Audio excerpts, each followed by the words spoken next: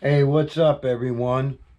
Welcome to Riding on Ruby. I'm Paul, and Ruby's still downstairs in hibernation. Can't wait to get out there. It's about 36 degrees here today in Connecticut, and I'm definitely not going out in that weather. Plus, there's still a lot of sand and salt on the road. That's not good. Today, I wanted to talk about the side mount I made and I came up with for the GoPro. I'm using the GoPro 7, Hero 7 Black, and this is some of the configurations I came up with. It took a little trial and error, but this is what I came up with because it's an open face helmet, so you don't have any place to put it on your chin. I might have to eventually end up getting a chin guard one, but so here's the deal. I ended up buying this bracket right here, this like extension, and I got that from I had the piece, but I don't know what I did with it. But I got that from Amazon.com. It's all metal, but the base had came with the 3M sticky tape, but you couldn't disconnect it. It has a screw in there, and it wasn't like a quick disconnect. So I disconnected it from the base here, and I put it on the buckle for the GoPro, the original one, so I could just clip it on and off and take this whole thing out. But it's got this nice little long bracket here. Now, when this is on the helmet and I'm looking down, I could raise this so it's gonna go up or down. I could turn it so it's gonna go left or like that, and then the GoPro will also go back or forward. So I thought that was a pretty good combination, and I left the screws here because it was easier to adjust it than using the little screws that the bracket originally came from. It was a Shermo bracket and mount from Amazon.com. So I got that on there nice and good with you wash it off with the alcohol and everything, clean it up good. Use a blow dryer to heat up the 3M tape and stick it on there nice and good. So then I have the GoPro mic adapter, and as you can see right here, it's going to plug into the GoPro. And I also put this on with Velcro. So this way, if I decide I don't want to, have the GoPro on the camera, then all I got to do is unplug it right here. But there you go. I just stick it on with the Velcro, and that's on there pretty tight. I mean, that's not going to come off when I'm riding, and then, worst comes to worst, I put a piece of the gaffer's tape over here, but this is going to hold. And just disconnect that. That's always going to stay there.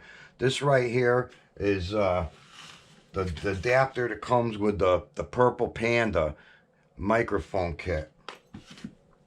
And this is has the two rings that go into the microphone adapter, and then it's running down, and then the microphone itself with the three rings plugs into this, so that could just stay there. And then it comes down underneath it. We bury it all underneath in here, and then I have on the inside, I pulled it out a little bit so you could see it, but I have the microphone that's tucked inside this there's like a little hole in here, or like a little indentation. So that fits in there just really nice and good. But when it's on my head, on my head, my face is actually against it, but you still could hear me very well, even with the shield up or down. I already did a test run on that. It works pretty good. Well, just kind of walking around the house, that was. So I can't wait to get the bike out, get this on, and go out for a nice little ride, and get Ruby warmed up again and get her working, and then hopefully this mic situation's gonna be all set, and this is the way it's gonna work out the best, hopefully, and we'll get out there and do that ride, and kind of kill two birds with one stone. We'll get Ruby going, and we'll test out the mic. Do going slow with the shield up should be good, but what's going to happen when we start getting a little bit fast and I pull it down, this shield doesn't completely cover the whole area, so you still do get the wind coming in. But I think with that little cat that it comes with, I think with that and with being tucked into this little hole, which I'll put in better, but I left it so I could try to show you where it's mounted inside that little crevice there.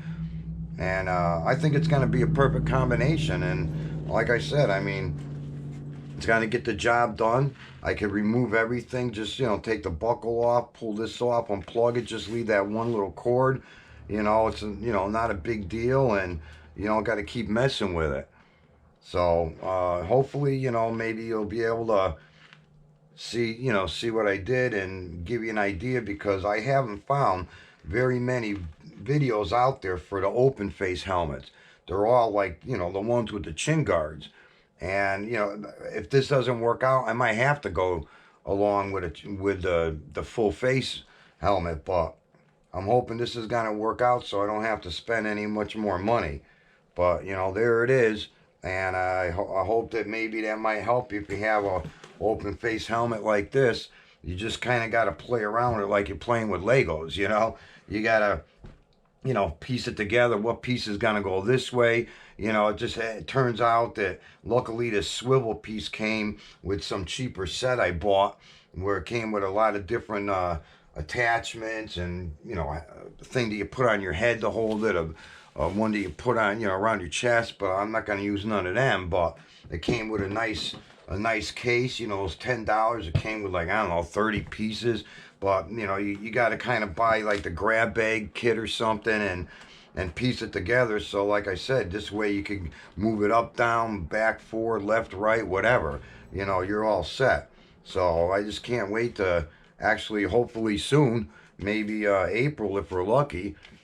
We had a blizzard one time in April, so, we just don't know around here in New England. So I hope that works. Hope everyone's safe out there, and peace out.